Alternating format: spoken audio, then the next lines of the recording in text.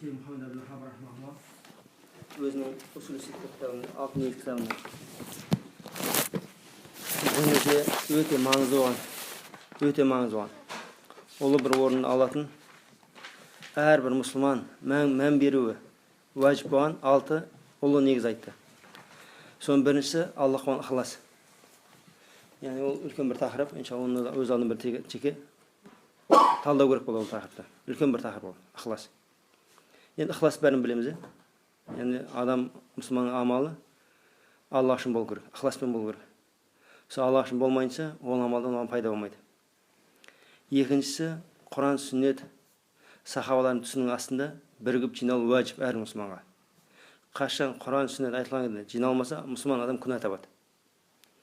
Үшіншісі, қазір біздің айтайын деп жатқан тақырып, үшінші тақырып. Үшінші тақырып. Енді бұл тақырып көптеген бидатшыларға, хауариждерге, такфирлерге, оппозиционерлер дейміз, оппозиционерлерге, түрлі революция, митинг, забастовка сияқты нәрселер ұйымдастырушыларға бұл тақырып жақпайды. Бұл тақырып кәкене жатқан тақырып. Мен Құран сүннетпен жүрем, сахабалардың жолымен жүрем, осы үмбеттің ұлы имамдарымен жолымен жүрем.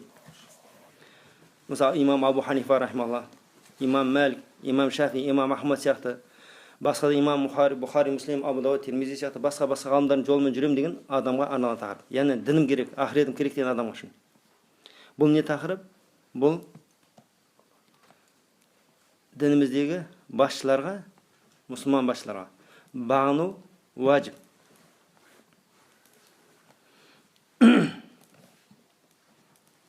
Сондықтан айтпақшы болып жатқан бұл тақырыпты Аллахтан қорыққан, Аллахқа иман келтірген, ертең ақыретте сұралатынын біліп, соған иман келтірген адамдар арналған.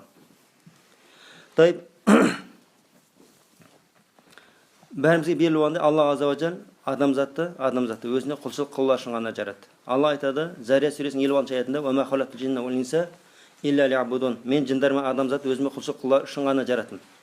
Енді қазір құлшылық қылу үшін жаратылған бәрін білеміз, альхамдулилlah. Енді сол осы құлшылықтың түрінің бірі, құлшылықтың ең ұлы түрі, бұл Құран сүннетке еру. Құлшылық пока не сол екі шартқа сай болмайынша, бұл құлшылық қабыл болмайды Аллахтың алдында. Біріншісі ықылас, екіншісі сүннетке сай бол. Қазір айтайын деп жатқан тақырыпта осы негізі осы мәселе қатысты. Бұл не? Басшылық. Омар ибн Хаттаб радиаллаху білеміз, мұсылмандардың ұлы екінші халифасы. Омар ибн Хаттаб радиаллаху айтады: құлшылық тек ислам дінінің шарттары бойынша ғана болу керек дейді. Құлшылық тек ислам дінінің шарттары бойынша ғана болу керек. Жамағатсыз ислам жоқ. Ал басшысыз ислам болмайды. Жамағат болмайды яғни. Басшы болмаса, жамағат болмайды. Ал тыңдаусыз, оған бойсыну болмайынша басшы болмайды дейді. Бұл әсәрді имам Дарими шығарған. Имам Дарими келтіреді. Түсіндік қой? Не? Құлшылық не бойынша қылыну керек? Ислам шарттар сай. Мұхият болыңыз. Басшыға бойсыну не деп жатыр Омар? Құлшылық деп жатыр. Басшылар бойсынуды құлшылық деп жатыр. Не деді?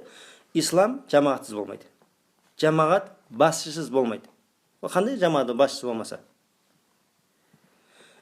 Жамағат не ол? Бір мүддеде, мысалы діни мүдде, немесе ұлттық мүдде, немесе жерге қатысты мүдде, яғни осы сияқты мүддеде жиналған адамдар жамағат дейміз. Бұл жамағат басшы болмайды, жамағат болып саналмайды. Және ол басшы болып саналмайды, егер оған бойсыну болмайтын болса. Түсінді? Жақсы. Енді қазір біраз хадистер айтпай тұрып, бұл тақырыпқа айтпай. Бірінші айтпай деп жатқан, бір аят айтып кетсек. Бұл басшыларға бойсынудың қаншалықты маңызды екендігіне дәлел болатын Құранда аят келген. Мысалы айтады, Алла айтады, Ниса сүресінің 59 аятында: "Я айюхаллазина аману атиу Аллаха ва атиу расул ва улил амри минкум. Фа ин таназа'тум фи шай'ин фаруддуху иля Аллахи ва расулихи ин кунтум ту'минуна биллахи вал яумил ахир." Ей иман келтіргендер, ей мұсылман адамдар, иман келтірген мұсылмандар. Аллахқа бойсыңдар. Және оның елшісіне, пайғамбарына бойсыңдар. Және іштеріндегі билік иелеріне, әмір иелеріне бағыныңдар. Егер бір нәрсеге талас тарысып қалсаңдар, оны Аллах пен елшісіне қайтарыңдар. Егер Аллах пен ақиретке иман келтірген болсаңдар. Қай бір мәселе болмасын, ол не дейді? Ақидаға қатысты ма, ол фиққа қатысты ма, ол усул негізге қатысты ма, фуруққа қатысты ма, қандай мәселе болмасын, кісі Аллах пен елшісіне қайтару керек. Аллах қайтарым дегені Құран қайту. Пайғамбар қайтарымда дегені тірі кезінде өзіне, дүние өткеннен кейін сүннетіне қайтару. Сондықтан қазір екеуміз бір нәрсе келіспей алдық па? Құран, сүннетке қайтаруымыз керек. Қазір айтайын деген тақырып бойынша қазір түрлі адам түрлі нәрсе айтуы мүмкін. Түрлі шубхат айтуы мүмкін. Сондықтан айтамыз, бұл тақырыпта да Құран сүннетке қайтамыз. Жақсы. Енді бұл тақырып үлкен бір тақырып. Қазір мақсат ол тақырыптың бәрін қозғау емес. Мақсат кәдімгі жағдай болып жатқан жағдайға қатысты бір айтып кетеді. Осы тақырыпты. Имам Муслим рахималлахты білеміз бәріміз. Алла азза ва жал бұл кісінің кітабына, Аллахтың кітабынан кейінгі ең сахих кітап Имам Бухаридың кітабы. Оған бүкіл үмбет келіскен. 4 мақсаттың ғалымдар келіскен. Және одан кейінгі ең сахих кітап Имам Муслим. Имам Муслимнің сахих кітабында ішінде бір бап келеді. Не деген? Китаб лимара. Басшылар кітабы деген. Мұқият болыңыздар. Сол заманда Имам Муслим рахималлах бұл тақырыптың маңыздылығын біліп, осы тақырыпқа үммет мән беру керек екенін біліп, бұл тақырыпқа жеке бір тақырып қылып осыны басшыларға бағынуда. Соған қатысты сахих хадистер жинаған. Бұл тақырыпта хадис көп. Енді қараңыздар, тек сахих Муслимнің өзінде осы бапта 270 хадис келген. Түсінесіздер ме? Не үшін пайғамбарымыз сонша хадис айтты? Бұл бір кітаптағы. Егер бұған басқа Бухарида, Абу Дауд, Тирмизи, Ибн Мажа, Хаким, басқа мұхаддистердегі хадистерді қосса қанша хадис болды? Егер біреу бір кітапта 270 хадис келген болса, мән беріңіздер. Бұл жерде тек сахих хадистер жинаған. Енді біз мақсатымыз ол хадистің бәрін оқып шығу емес. Мақсатымыз осы жерде бір не дейді? Бір керек болған, маңызды болған бір 17 хадисті жазып келген едім. Бір сол Шейх Абдулла Бухари, басқа ғалымдардың несімен. Сол иншалла хадис оқыса, не дейді? Пайда көрмесек зиян көрмейміз. Хадистен бұрын жаңа аятты түсіндік қой. Не деді Алла? Егер иман келтіргендер Аллахқа бойсыңдар, пайғамбарға бойсыңдар, және іштеріндегі әмір иелеріне бойсыңдар. Алла бұйырып жатыр, бойсыңдар. Егер бұйырса, оның үкімі не болады? Уәжіп болады қазір, басшыларға бойсыну. Және Алла айтады Құранда: "Вахтасин бихамлила жамиа ва ла тафаррақу." Аллахтың жібінен бәрін жабылып, соны мықтап бекем ұстаңыздар да бөлінбеңдер деді. Аллахтың жібі дегені бұл дін, бұл Құран сүннет, бұл жамағат.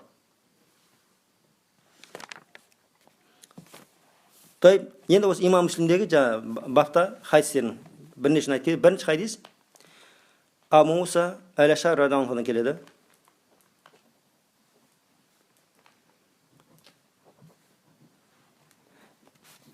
Мен және Бану Амми деген тайпадан екі кісі пайғамбарымызға саллаллаху алейхи кірді дейді. Яғни үш кісі болды, ол тайпадан екі адам және Абу Муса. Ол екі кісінің бірі пайғамбарымыз саллаллаху алейхи былай деді: "Я Расулаллах,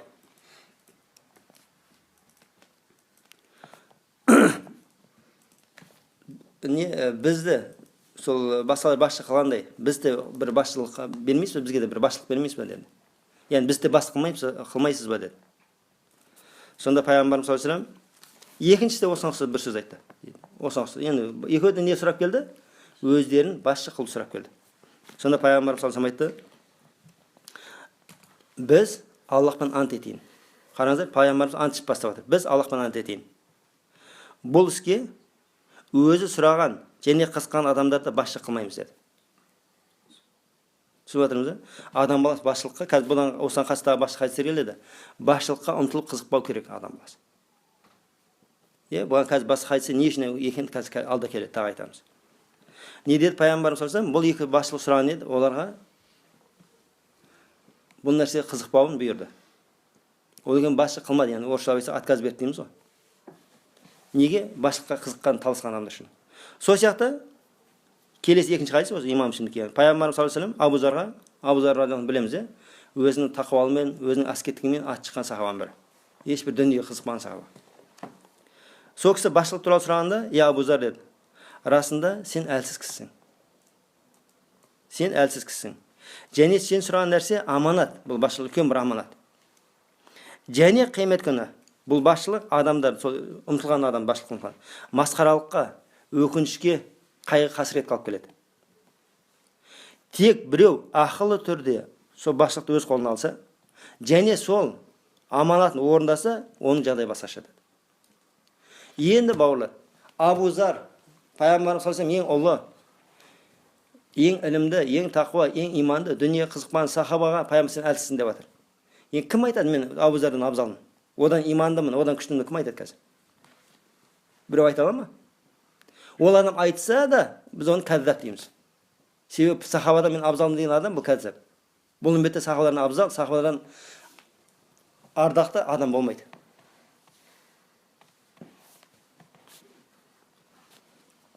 Хадистерді түсініп жатырмыз ғой, басшылық қызықпау туралы айтып жатыр. Келесі хадисте Абу Хазим рахималла былай дейді. Бұл кісі табиғи кісі. Мен Абу Хурайраны радиаллаху анху сабанында 5 жыл отырдым. Абу Хурайраның сабанында 5 жыл отырдым. Бұл дәлелі Абу Хурайра сахабалар сабақ берген. Бірде ол пайғамбарымыздың саллаллаху алейхи ва саллям мынандай сөздерін бізге жеткізді. Пайғамбарымыз саллаллаху былай дейді. Бұрын израильдықтарды білеміз ғой, Яқуб алейхиссалам ұрпақтары. Пайғамбарлар басқарған. Қашан бір пайғамбар дүниеден өтсе, орнына басқа пайғамбар келетін. Түсінікті? Не? Үмбет пайғамбарлар басқарып келген. Расында менен кейін пайғамбарлық болмайды. Түсінікті? Менен кейін пайғамбарлық болмайды.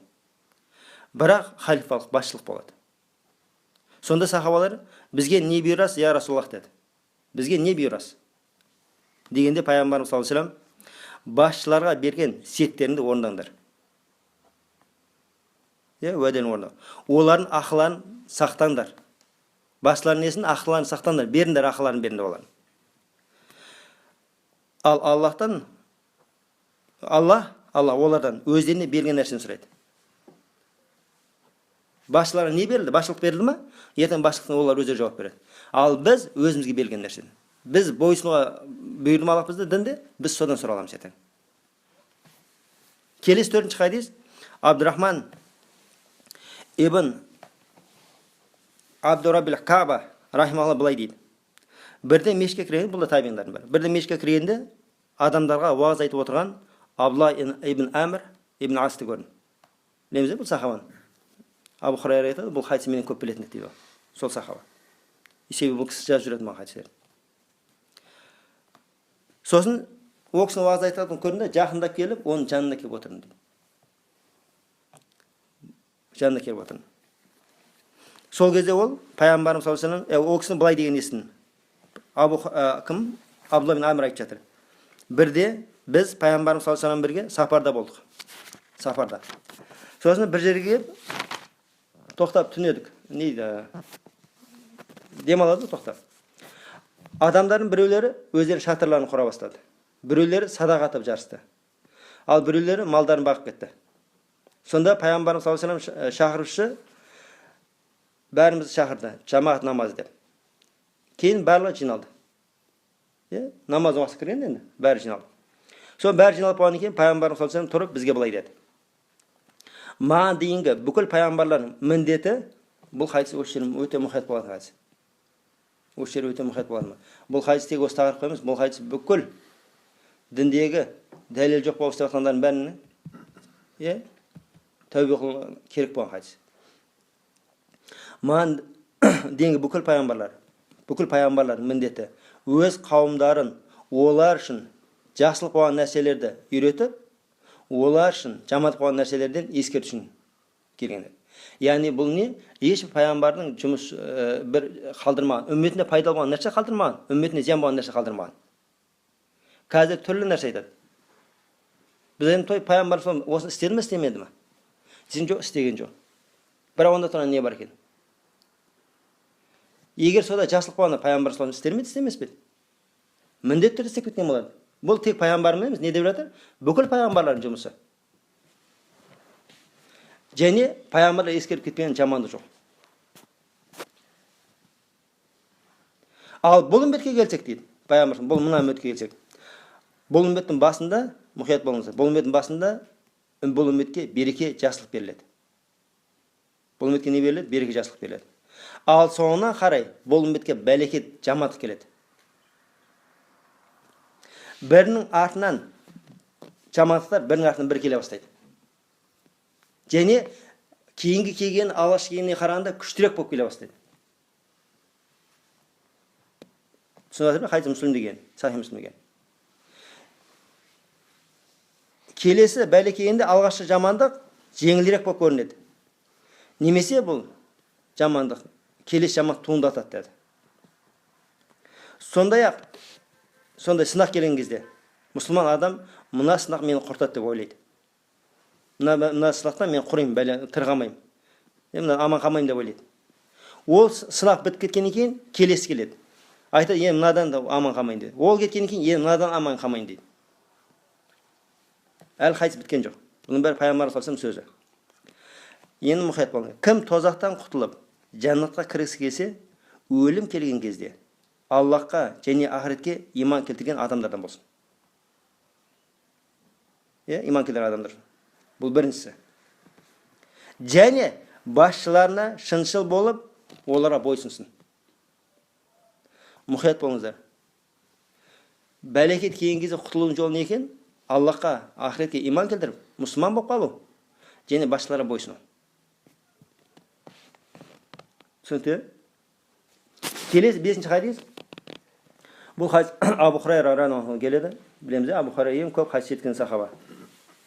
Пайғамбарымыз саллаллаху алейхи ва саллям былай дейді бұл хадисте. Кім маған бойсынса, арасында Аллахқа бойсыныпты. Арасында Аллахқа бойсыныпты. Ал кім маған қарсы келсе, арасында Аллахқа қарсы келді. Қазір қанша адам сүннетке қарсы келіп жатыр. Тіпті сүннет деген сөз айтсаң, жек көре бастайды жүргенде. Ал кім басшысына бойсынса, арасында маған бойсыныпты. Ал кім басшысына қарсы келсе, онда маған қарсы келді. Қазір басшыларға қарсы келумен біз пайғамбарымыз сосын қарсы келеміз. Ал пайғамбарға қарсы келумен Аллахқа қарсы келеміз.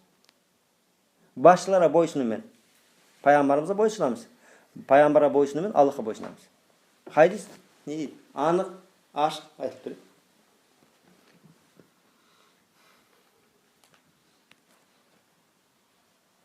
Қазір қанша адам бар? Тырнақтың астына кіргізіп жүреді. Өкінішке орай енді оларда осы хадистерді естімеген, білмегенде үзір сұраймыз олар үшін. Бірақ білгендерге өзір жоқ. Келесі хадис, бұл да 6-шы хадис, бұл да Абу Хурайра радиаллаху анху келеді.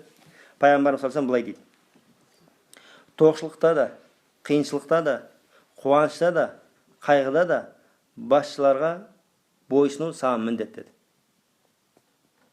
Пайғамбарымыз саллаллаху алейхи ва саллям қараңыз, өзінің ұлы сахабасын міндеттеп жатыр. Не деп? Тоқшылықта да, қиыншылықта да. Қуанышта да, қайғыда да. Енді ел болғаннан кейін әртүрлі жағдай болады. Қараңыздар. Мысалы, бір елдерде не дейді, кризис дейді ма? Бір елдерде не тыныштық кетеді. Осының барлығы, осы шариғаттың шеңберінен шыққан үшін. Қашан кісі Құран сүннет тастап, дінін аяқ асты қылып, дінді қор төмен санап, дінді ескілік санап, қазір интернетке кіріп алып, түрлі бәле көріп, Еуропа, басқа Америка сияқты мұсылман емес елдерге еліктеп, еліктені бір жақсы нәрсесін алса мейлі ғой, өңкей мусорларын теріп алады. Сөйтеді өздерінің жалаңаш жүргізеді. Сөйтеді дінді не дейді? Қор санайды дінді ұстануды. Бұны не дейді? Ескілік деп санайды. Сөйтеді қоғамды бұзады. Ал ол жерде қоғам бұзу үшін қанша бәле істелініп жатыр?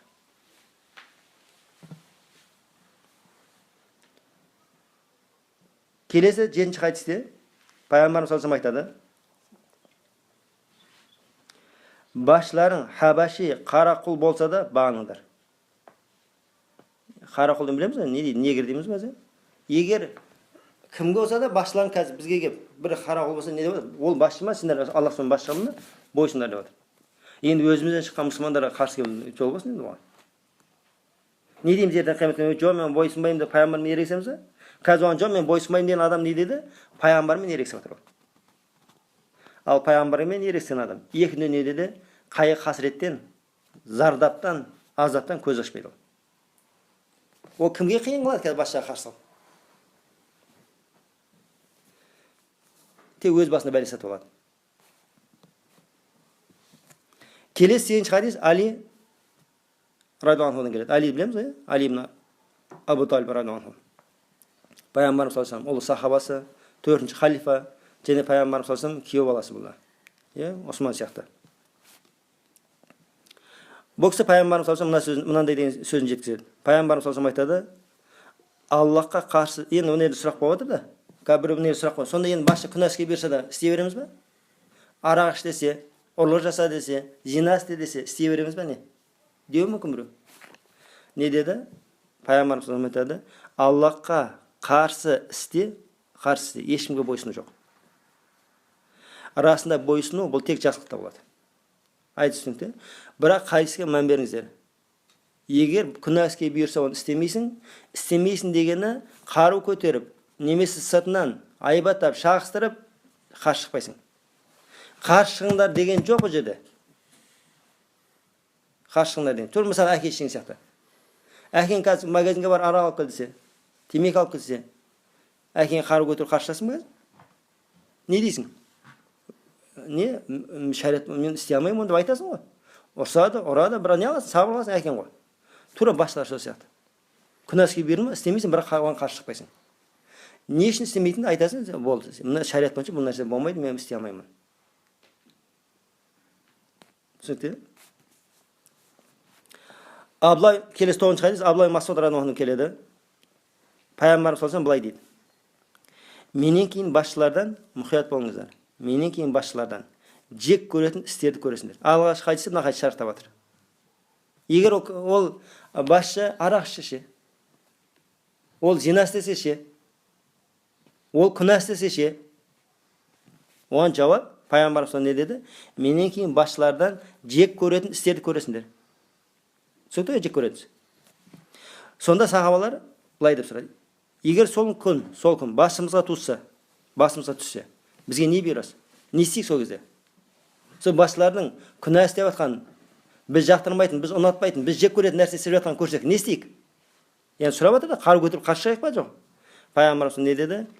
Олардың ақысын беріңдер де, өздерінің ақыларын Аллахтан сұраңдар деді.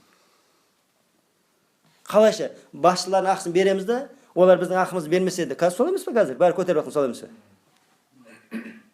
Не деді пайғамбар? Олар ақысын бересіңдер деп жатыр. Өздерінің ақыларын біздің ақымызды бермей жатыр олар. Сен ақыңды Аллахтан сұра. Бұл қоғамның не аманды тыныштығы үшін. Бауырлар мұқият болыңыздар. Қаны қараңыздар. Осы іріткі себепті қазір. Кеше 3-ке бөлінген Ливанды қараңыздар. 3-ке бөлінген кішкентай мемлекет. Шымкент облысының территориясында кішкентай мемлекет. Соның өзі 3-ке бөлініп алған. Қылысатыр. Мына кеше Сирияда жағдайды қараңыздар. Не болды? Тып-тыныш жатқан ел еді. Басшаға қарсы қазір не болды? Көрдіңіздер ме? Бір қалады. Көргенсіздер ме? Бір сау үй жоқ. Үлкен осындай қала, этаж үйлер. Бәрі бомбежканың астына қалған. Жазықсыз қанша адам өлді. Ол енді соғыс болғаннан кейін ол жерде әйел өледі, бала өледі. Қанша ана баласын, күйеуін жоғалды. Қанша әйел жесір қалды, қанша бала жетім қалды. Қанша әке, шеше өзінің балаларын жоғалды қазір. Қазір осы амандыққа, осы тоқшылыққа, осы баршылыққа шүкір етпейміз ба? Алла айтады: "Фаин шакартум лазиданнакум." Егер шүкір етсеңдер, әлбетте мен сендер көбейтіп беремін дейді. Бұның терісі не? Егер шүкір етпесеңдер, ол берекені сені ақ қоямын деген сөз. Не жер осыны түсінбейді осы. Қазір біз айтып жатқанымыз Құранның аяты ғой енді. Не мынау сахабалар қазір бүйтіп жатыр деп түрлі сөз айтады. Біз әлхамдулилля, Аллахқа шүкір, Алла айтып пайғамбар айтты сөзден шыққан емеспіз. Алла иншалла сол сөзді біз сақтасын. Не деп жатыр? Осы елдің аманның тыныштығын ойлап айтып жатырмыз осының бәрін. Мына қараңыздар, субханалла. Сол не дейді? бір мақал бар ғой. Ақымақ өзінің қателігінен үйренеді. Ақылды басқалардың қателігінен үйренеді. Сол жерде болып жатқан жағдайлардан үлгі алмаймыз ба? Кеше Сирияны қараңыздар, Йеменді қараңыздар, кеше Иракты қараңыздар, ана Либияны қараңыздар. Не болды қазір? Берекесі кетті, басқа кетті. Ғалымдар айтады. Бір күндік басшысыздықтан 40 жылдық тирандық абзал дейді. Қараңыз, бір күн басшы болмай қалды. Содан не жақсы? 40 жыл тиран басшы болған жақсы одан. Тиран деген түсінді? Не жаңа? Қатыгез, қанішер, басшының астында 40 жыл өмір сүрген таныс сол. Ана Қырғызстанда қай жылдар басшы болмай не болды? Біреудің магазин өртенді, біреудің машинасы өртенді, біреулер өлді, біреулер таяқ жеді. Не үшін? Бұл өйткені басшы жоқ, әркім білген істейді. Қазір не? Бұл кісінің маған күш жетеді, мен бұл кісіге күшім жетеді мысалы. Сөйтеміз де күш жеткен білген істейді сосын.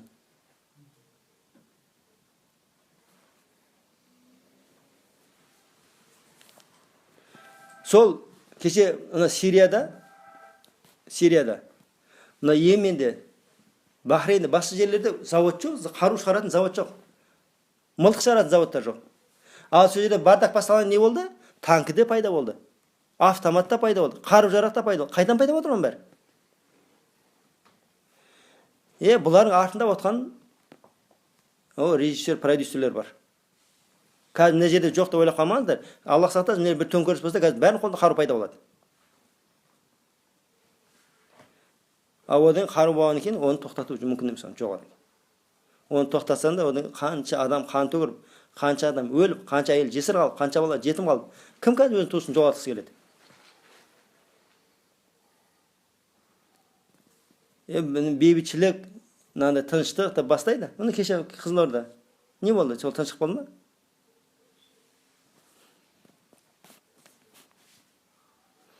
Сондықтан бұндай нәрсенің бәрін аулақ қой. Шариатта, митингі, забастовка, революция, осы сияқты нәрселер бар ма? Бұның бәрі шариатта қатаң тыйым салынған нәрсе.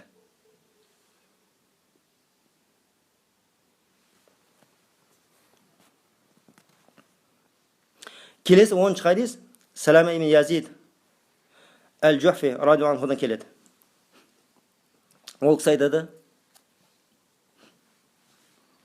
Пайғамбар содан былай деп сұрады: Аллахтың елшісі, егер бізге сондай басшылар келіп, өздерінің ақысын талап етіп, біздің ақымызды бермесе, не істейік деді. Не деп жатыр? Өздерінің ақыларын бізден талап етеді, бірақ өздері біздің ақымызды бермейді. Сол кезде не істейік оған? Сонда Пайғамбарымыз саллаллаху алейхи ва саллям бұның сұрағының жамандығынан одан теріс бұрылды. Басын бетін бұрды. Ол екінші рет сұрады. Тағы теріс қарады. Үшінші рет сұрағанда Пайғамбарымыз былай деді. Пайғамбарымыз үшінші рет сұрағанда беттері қызарып ашуланды. Айтты, егер солар сендер ақыларын бермей өзінің ақылын талап етсе, онда оны тыңдаңдар. Оған бойсыңдар. Қиямет күні сендер өздеріңе бұйырылған нәрседен сұраласыңдар, ал олар өздеріне бұйырылған нәрседен сұралады. Түсінікті ме? Қиямет күні біз сұраламыз. Басшыға бойсындық па, ұсынбадық па? Содан сұраламыз біз. Ал басшылар бізге әділдік қылды ма, қылмады, содан сұралады олар. Егер саған әділдік қылмаса, сен ақын жеп қойса, қорықпа, ол жоқ болып кетпейді. Саған қиянат зұлымдық қылды ма басшылар? Ол басшылар дегенде ойлап қалмаңыз, тек бір ақаны басшы екенде. Қолына билік басшылық берген бүкіл басшы. Ол министр бола ма, ол әкім бола ма, генерал бола ма, начальник бола ма, не дейді? Любой басшы. Егер қол астындағылар зұлымдық қиянат қылды ма, иншалла ертең толығымен алады оны. Жоқ болып кетпейді ешнәрсе. Ертең иншалла қиямет күні толығымен алады. Аллахқа ақыретке иман келтірудің пайдасын бір сол да. Ақыретке иман келтірген адам жүрегі тыныш болады. Саған дүниеде ақын жеп бермей жатыр ма, иншалла ертең толығымен аласың. Не ол саған өзінің сауаптарын береді, не оның сауап қалмаса, сен күнәңді арқалайды. Сондықтан не? Басшылардың ақысын беру керек. Мына Пайғамбарымыз бұйырып жатыр. Бір емес, екі хадисте беріп жатыр. Бұл жерде келген. Бұдан басқа қанша хадис бар? Келесі 11-ші хадис Хузайфа ибн әл-Яман радиаллаху анху айтады. Мен Пайғамбарымыз саллаллаху алейхи ва саллям былай деп сұрадым: Я Расулаллах, біз жамандықта болған қауым едік. Субханаллах. Алла бізге ислам жақсылығын берді. Қараңыздар, исламдан басқа нәрсені жамандық, қараңғылық деді. Ал қазір қанша адам исламды қараңғылық, надандық деп жатыр. Бұл осы сөзмен Аллахқа тіл тигізіп жатыр. Пайғамбарға, сахабаларға Аллахтың кітабы Құранға тіл тигізіп жатыр. Не деп жатыр? Ислам жақсылығын берді дейді. Енді осы жақсылықтан кейін жамандық болады ма деді. Сонда пайғамбарымыз иә болады деді. Одан кейін қайтадан жақсылық болады ма деп сұрадым дейді. Сонда иә болады деді. Менен кейін менің сүннетімде болмайтын. Мұқият болыңыздар. Не деп жатыр? Менің сүннетімде болмайтын. Менің жолымда болмайтын. Денелері адам денесі, жүректер шайтанның жүректері болатын басшылар болады. Қандай басшылар болады? Пайғамбардың жолымен жүрмейді, пайғамбардың сүннетін ұстанбайды, денесі сырты адам, жүрегі шайтан. Жүрегі шайтан дегенде, ауызы біле батып керек, жүрегі осындай. Сондай басшылар болады деді. Сонда мен былай десем, егер сол күн басыма түссе, не істейін я Расулаллах? Ондай басшылардың басына қыл сұрайын ба? Олар қарсы қару көтеріп шығайын ба? Деген не деді? Сонда пайғамбарымыз айтты, басшыңа бойсын. Қандай басшыға бойсын деп жатыр? Жүрегі шайтан болған. Пайғамбардың жолымен жүрмейтін басшыға бойсын деп жатыр. Тіпті арқаңнан ұрып дүниені тартып алса да. Ол сенің ақыңды бермейді. Еші сені ұрады, еші сені дүниені тартып алады. Соған не деп жатыр? Бойсын деп жатыр. Басқа ретінде не деді? Сахабалар қашанға шейін оған бойсынайын деді. Айтты, хаутта мен жол тұранша деді. Хаут не ол? Қиямет күні әрбір пайғамбарға берілетін көл. Одан бір су ішкен адам не деді? Пайғамбарымыз саллаллаху алейхи ва саллям ешқашан шөлдемейді деді. Бұл не деген сөз? Өлім келгенше сабыр қыл деген сөз. Өлім келгенше сабыр қыл. Тіпті саған қиянат сұмдық қылып жатса да. Ойлап қалмаңыздар. Не дейді? Қазір басшылар бағыну туралы сөйлесе, бұлар пәтқалимчик. Немесе не? Бұлар құлақ. Бұлар осылай істеп қойған. Түрлі басты сөзі. Субхана, біз хадис айтып жатырмыз ғой. Бұл хадиске не дейсің онда? Жақсы, біз солай бола қойдық. Мына хадиске не дейсің еді? Бұл хадиске кәпір боласың ба?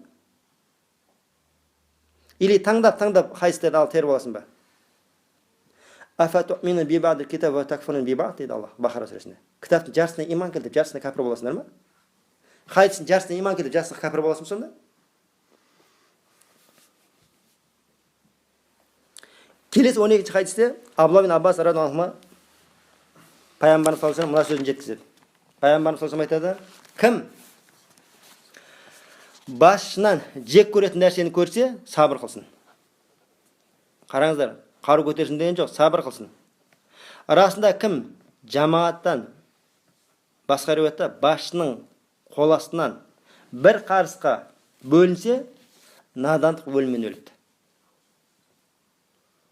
Жахилет, надандық өліммен өледі. Не деп жатыр? Сол басшына бойсынбай өліп кетсе, бұл надандық өліммен өледі. Сенің істеген бұл ибадатың бірден қымбат болып қалады. Келесі 13-ші хадисте Язид ибн Муавия халифалық кезінде, кім бұл Язид ибн Муавия?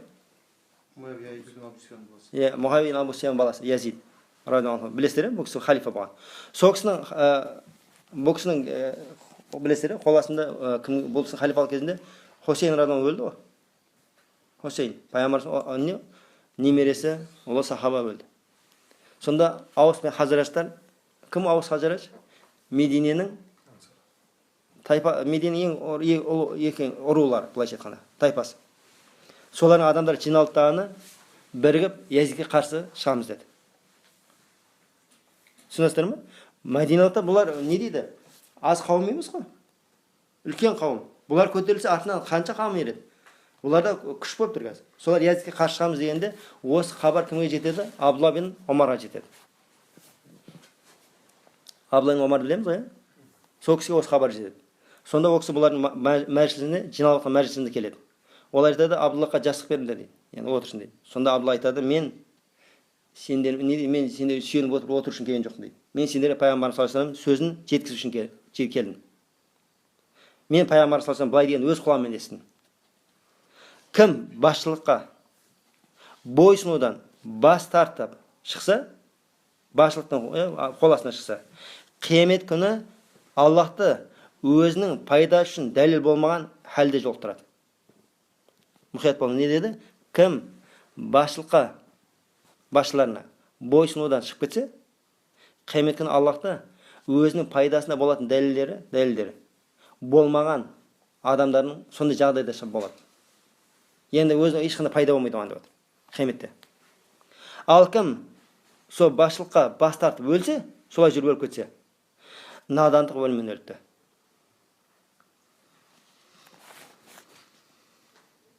Не дейді? Мен ешкімге бағынбайтын геройлар бар қазір. Сен дүниеде геройсың. Ертең ақыретте соны Алла сен қорқып қояды. Келесі 14-ші хадисте Абдурахман ибн Самура радиаллаху анху былай дейді. Бұл да пайғамбар ұлы сахабалардың бірі. Бірде пайғамбарымыз саллаллаху алейхи ва саллям маған былай деді. Я Абдурахман, басшылыққа ұмтылма. Егер қараңыздар, қазір қанша адам таласып жатыр? Қанша адам таласып жатыр? Не деп жатыр? Басшылыққа ұмтылма деді. Ал бұл ұмтылып жатыр. Кіммен ерегісіп жатыр? Пайғамбармен ерегісіп жатыр. Егер басшылық сенің талабың бойынша саған берілсе, сенің талабың бойынша, сенің сұрауың бойынша, сенің дұғаң бойынша берілсе, сенің мойныңа жүктеледі, сен сұра аласың ертең қияметте содан. Әрбір берген үкімнен сұра аласың. Ал егер сен сұрамастан саған берілсе, басшылық, онда саған жәрдем беріледі деді. Аллахтың тауфиқ болады деген сөз. Аллахтың жәрдем келеді өзі. Бұл хадисте дәлел, бағана айтқан хадисте не дейін? Адам басшылыққа қысылып, оны ұмтылмау керек.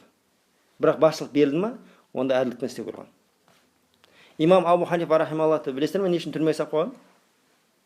Қазы, субханалла сөз анау, Африканың ар батыс жағы, Мароккодан бастап, Сенегал, Мароккодан бастап, мынау Индияға дейінгі үлкен мемлекет қой енді бірі. Соның қазысы болуға, яғни судья дейді біздше. Генеральный судья дейді ме? Верховный судья. Верховный судья демейді. Сондай болуға бұйырғанда одан бас тартты. Бұл да басшылық қой енді. Ертең қияметте сұралатын. Абу Ханифа рахималлах сол үшін бас тартқан сол кісіні қамап қойды. Сол үшін таяқ жеді. Ал қазір қанша адам оны ұмтылады өзінше. Қаншадан қызығады осы басшылыққа. Субханалла. Сөйтіп біз ханафи мазхабымызда. Абу Ханифа рахималлах бұл нәрседен пәк болған. Не деді? Егер ертең берілсе, ертең сен қиындатылады ол. Сен сұраласың одан. Ал енді сен қаласы берілді ме, онда саған жәрдем беріледі. Онда Аллахтың жәрдем күттіғаны, иншалла сабырлап, сол андықты мойныңа берген аманатты орындауында. Келесі 15-ші хадисте Абдуллах ибн Умар радиаллаху анху былай дейді. Пайғамбарымыз саллаллаху былай деді. Пайғамбарымыз саллаллаху былай деді. Расында сендердің әрбірің басшысыңдар. Енді мен басшы болмайымды қайғырма деп жатыр да. Әрбірің басшысыңдар. Әрбірің өзіңнің бақшасына жауап береді. Әркім өзінің бақшасына жауап береді. Басшы, елдің басшысы. Қол астындағылардың бақташысы. Солар үшін жауап береді ол. Түсінікте? Ол үлкен басшы ма, ол кіші басшы ма, қандай бір басшы болмасын. Қол астындағылар үшін жауап береді. Тіпті сен бір әшейін бір мекеменің бастығы болсаң да, қол астында 10 адам жұмыс істеді ме, ертең сол 10 адам ақысын сұраласың. Еркек жанұясына басшы. Ертең содан сұралады. Әйел күйеуінің, ерінің, үйі мен балалар үшін басшы. Солар үшін жауапты. Құл қожайынның мүлкі үшін жауапты. Субханалла, енді қараңыздар, осыдан кейін бірдеңе қалды ма? Қазір бір ғажайыбы басшылар айыптайды. Білесіздер ме? Олар тек қана не көреді? Басшылардың тек қана кемшіліктерін ғана көреді. Ал істеп жатқан жақсылықтарын көрмейді.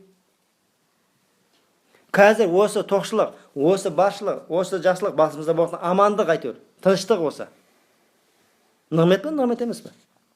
Осы нығметке зар болып отқан қанша миллионнан адам бар қазір.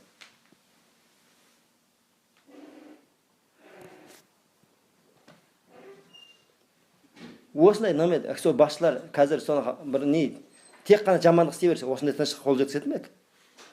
Неге солар істеп жатқан жақсылығын көрмейді?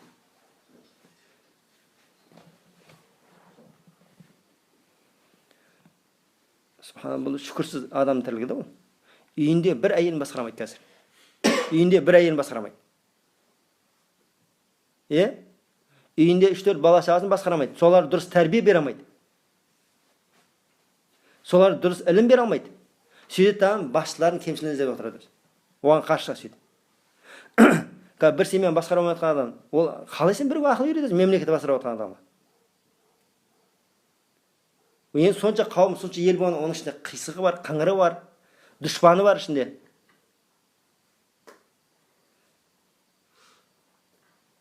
Шейх Усаймин рахмалла айтады: бауырлар дейді, саясатпен араласпаңдар дейді. Саясатқа сен араласпаңдар. Саясатты түсінетін, білетін өзінің кісілері бар. Қазір біреу келіп, өмірінде бейшара қой союдан басқа дым көрмеген. Келіп хирургтермен таласса, мен сонша қасапшымын, қой сойып жүрмін, мен де білем деп. Сол қасапшыға біреуміз бала шағамызды операция береміз бе қазір? Мен де білем десе ше.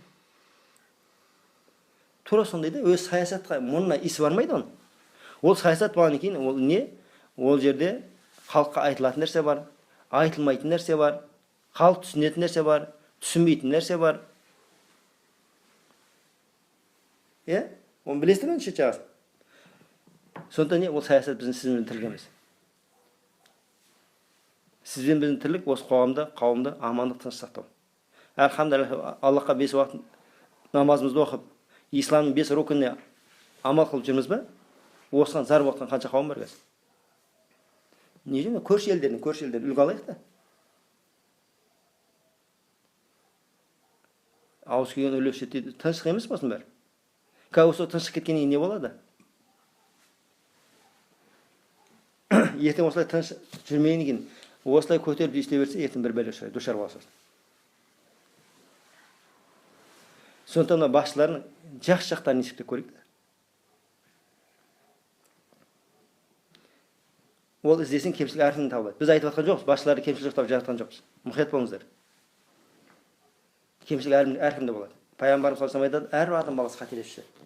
Ал қателесудің іштерінде ең абзалы тез тәубеге қатушылар. Ол жерде де қанша дұшпандар бар, қанша басқа бар, соның бәрін есепте санап істеу керек қой. Ол нәрсені біз түсінбейміз. Біреу келеді, не дейді? Дінімізде оны шубха деп айтады, дүниеде олар не деп айтады білмеймін. Түрлі канал ашады, баса алады. Сөйтіп сөйлей бастайды. Не дейді? Кеше біреу сөйлеп алды. Не дейді? Продается родина, недорого. Кім айтты соны? Кім отанын сатайын деп отыр? Қандай басшы отанын сатады қазір? Өзіне ойлаңыздаршы. Неге соларда бір мұсылманкершілік, соларда ұлтшылдық, соларда жерім деген нәрсе жоқ деп ойлайсыздар ма сонда? Сол отқан бәрі сонда дұшпан болып кетті ме? Сатқындар болып кетті ме? Осындай сөздермен не алады? Халықты көтереді. Ішіне осыны іріткі салады. Сөйтті, осыны топалың болады. Болды, олар отыра береді. Олардың қарны тоқ. Олардың артында тірегі бар. Құрайтын сізбен біз сияқты бір қарапайым, қара көз алданған. Келесі хадисте, бұл хадис Абдулла ибн Умар хадис еді, жаңа. Алла айтады Құранда, бауырлар. Бір қауым өзін түзетпейінше, Алла ол қауым түзетпейді. Сол басшылар қайдан келді? Айдан түсті ма бізге? Америка посылкамен салып жүрген басшылар. Сол басшылар өзіміз ішімізден шыққан жоқ па? Бізге қандай басшы? Біз сол басшы біз лайықтымыз. Али радиаллаху халифалық кезінде хавариждардың бірі келеді. Айтады, Али дейді. Абу Бәкір мен Омардың кезінде ел жұрт тыныш болған еді, амандық болған еді. Ал сенің кезінде соғыс көбейіп кетті дейді. Неге? Десе Али қараңыздар. Ақылды кісі не дейді? Себебі олар мен сияқтылардың басшысы еді дейді. Сосын аман тыныш болды дейді.